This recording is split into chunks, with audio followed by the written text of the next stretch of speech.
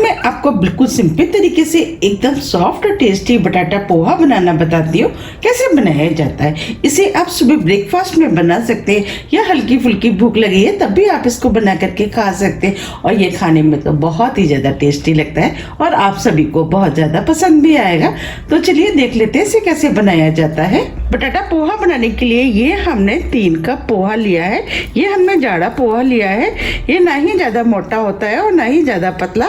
सबसे पहले हम पोहे को धो लेते हैं। इसके लिए ये हमने एक बॉल लिया है। अब हम बॉल के ऊपर चलनी रख देते हैं। अब जो हमने पोहा लिया था वो हम चलनी में डाल देते हैं। अब हम पोहे के ऊपर पानी डाल देते हैं। पोहा धोने से क्या हुआ कि पोहा थोड़ा सा सॉफ्ट हो जाएगा।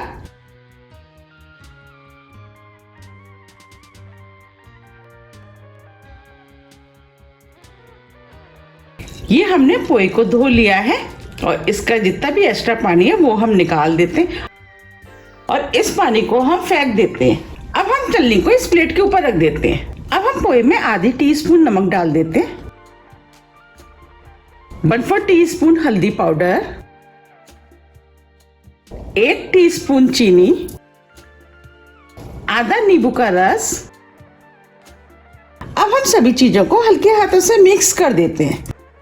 जब हम इन सब चीजों को डाल करके पोहा बनाते हैं तो पोहा बहुत ही ज्यादा टेस्टी बनके तैयार होता है। अब ये सभी चीजें अच्छे से मिक्स हो गई हैं। अब हम पोहे को 10 मिनट के लिए फूलने के लिए छोड़ देते हैं और आगे की तैयारी कर लेते हैं। हमने गैस पे पैन रख दिया है। अब हम इसके अंदर 2 टेबलस्पून ऑयल डाल देते हैं। आप ऑयल की जगह घी का भी इस्तेमाल कर सकते हैं। ऑयल को गर्म होने देते। ऑयल गर्म हो गया है। ये हमने आधा कप मूंगफली लिया वो डाल देते। अब हम मूंगफलियों को लगातार चलाते हुए मीडियम फ्लेम पे भून लेते हैं। अब ये मूंगफली भुन गई है और मूंगफली के अंदर से चटचट की आवाज भी आना शुरू हो गई है। अब हम मूंगफलियों को निकाल लेते हैं।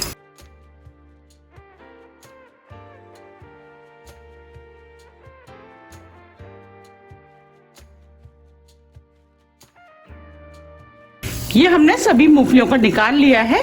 अब जो ऑयल बचा है इसी में हम पोहे बना लेते हैं। तो अब हम इसके अंदर आधी टीस्पून राई डाल देते हैं। राई को तड़कने देते हैं। राई तड़कने लगी है। ये हमने आधी टीस्पून जीरा लिया है वो भी डाल देते हैं। 1 चुटकी हींग, इससे फ्लेवर अच्छा आएगा। 2 हरी मिर्च आप अपने टेस्ट के अनुसार थोड़ी सी कम या ज्यादा भी कर सकते हैं। 1 इंच अदरक का टुकड़ा जिस छोटे पीस में काट लिया है वो भी डाल देते हैं। 10 से 12 करी पत्ते और सभी चीजों को हल्का सा भून लेते हैं। अब ये सभी चीजें भुन गई हैं। ये हमने 2 मीडियम साइज के आलू लिए जिसे हमने स्क्वायर पीस में काट लिया वो डाल देते हैं। अब हम आलूओं को मीडियम हाई फ्लेम पे हल्के गोल्डन कलर का होने तक भून लेते हैं। उससे क्या हुआ कि आलू के ऊपर हल्की सी क्रिस्पी सी कोटिंग हो जाएगी और आलू भी सॉफ्ट हो जाएंगे। अब आलू फ्राई हो गए, आलू के ऊपर क्रिस्पी सी कोटिंग भी आ गई है और आलू सॉफ्ट भी हो गए हैं।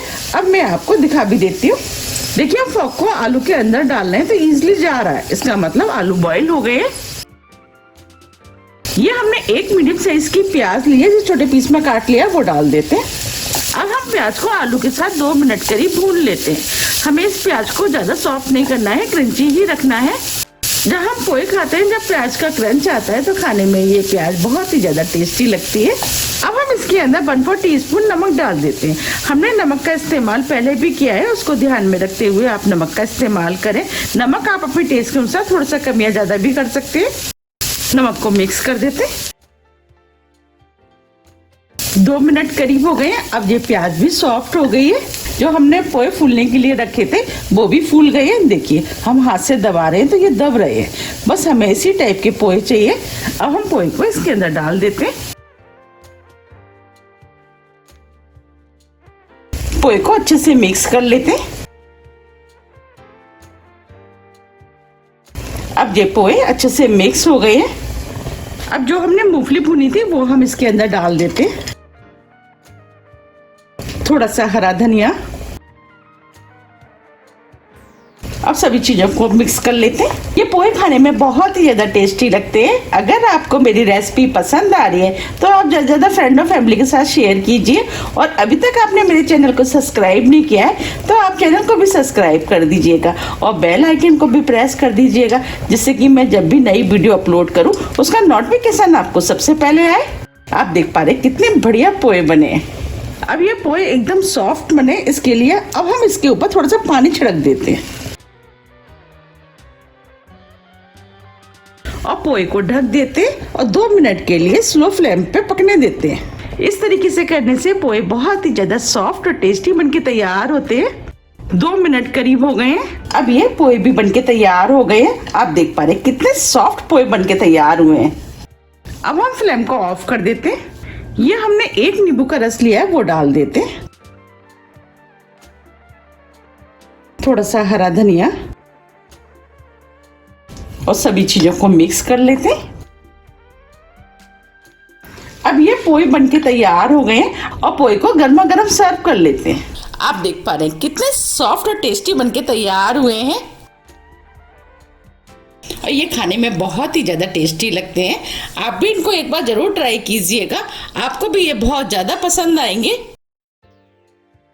देखिए कितने खिले खिले बनके तैयार हुए हैं और एक ही पोहा खिल रहा है। अगर आपको मेरी रेसिपी पसंद आ रही है तो आप ज़्यादा फ्रेंड और फैमिली के साथ शेयर कीजिए और कमेंट्स करके मुझे ये जरूर बताइए कि आप इसे कब बना रहे हैं। मुझे तो ये पोहे सुबह ब्रेकफास्ट में चाय के साथ खाने में तो बहुत ही ज़्यादा टेस्टी लगते हैं, तो मैंने सोचा क्यों ना आज इसकी रेसिपी शेयर की जाए। आप इन पोहे को किसके साथ खाना पसंद करते हैं मुझे कमेंट्स करके जरूर बताइएगा। आप इन पोहे को किसी गेस्ट के आने पर भी बना सकते हैं, उनको भी ये बहुत ज़्यादा पसंद आएंगे। और आप चाहें तो बच्चों के लंच बॉक्स में भी बना करके रख सकते हैं और ये बहुत जल्दी भी बनके तैयार हो जाते हैं।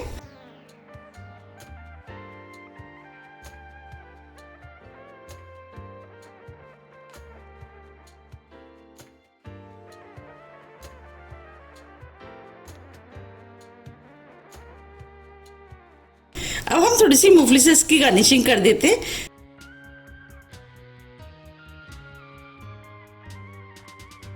अब ये और भी ज्यादा देखने में सुंदर लगे इसके लिए अब हम इसके ऊपर थोड़े से लाइलॉन सेब डाल देते हैं। अगर आपके पास है तो आप डाल सकते हैं, अगर नहीं है तो आपके पास जो भी सेब है आप उसका इस्तेमाल कर सकते हैं। आप चाहें तो बिना सेब के भी इसे खा सकते हैं, ये बिना सेब के भी खाने में टेस्टी लगते हैं। अब हम इसके ऊपर थोड़े से अनार के दाने डाल देते हैं, इसे देखने में तो सुंदर लगेगा और खाने में भी ये बहुत ही ज़्यादा टेस्टी लगता है। जब अनार के दाने मुंह में आते हैं तो ये इसका टेस्ट और भी अधिक बढ़ जाता है। अब हम इसके ऊपर थोड़ा सा हरा धनिया डाल देते हैं।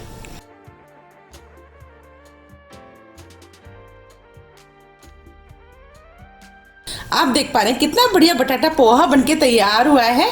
आप मुझे कमेंट्स करके ये जरूर बताइए कि आप इसे कब बना रहे हैं। मेरे बच्चों को तो ये बहुत ही ज्यादा पसंद है, मैं हफ्ते में 1-2 दिन इसको बना ही लेती हूँ। अगर आपको मेरी रेसिपी थोड़ी भी पसंद आती है तो रेसिपी को लाइक कीजिए, चैनल को सब्सक्राइब कीजिए और ज़्यादा से ज़्यादा शेयर कीजिए। अब हम फिर मिलते हैं इसी तरह की टेस्टी रेसिपी के साथ। जब तक के लिए नमस्कार।